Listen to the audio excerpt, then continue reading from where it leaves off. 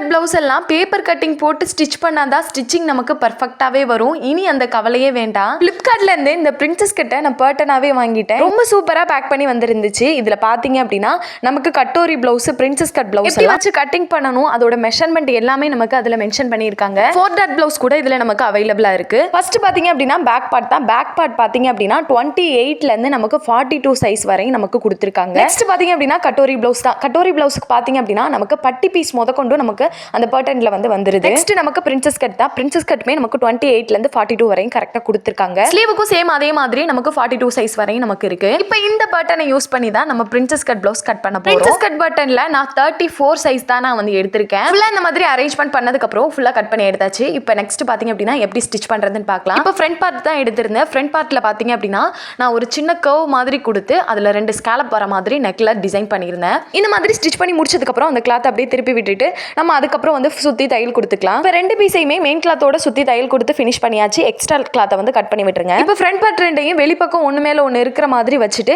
இப்போ ஒரு 1/2 இன்ச் தள்ளி நம்ம தையல் கொடுத்துக்கலாம். ஸ்டிச் பண்ணும்போது நீங்க சுருக்கம் இல்லாம கொஞ்சம் மெதுவா வந்து ஸ்டிச் பண்ணுங்க. அப்பதான் நமக்கு ஃபினிஷிங் பர்ஃபெக்ட்டா வரும். ரொம்ப சூப்பரா பர்ஃபெக்ட்டா இந்த ஃப்ரண்ட் பார்ட்டை நம்ம ஸ்டிச் பண்ணியாச்சு. இந்த ஷீட் நமக்கு லேமினேட் பண்ணிருக்கனால நம்ம கிழிச்சாலும் இது கிழிக்கவே முடியாது, அந்த அளவுக்கு ஸ்ட்ராங்கா இருக்கு.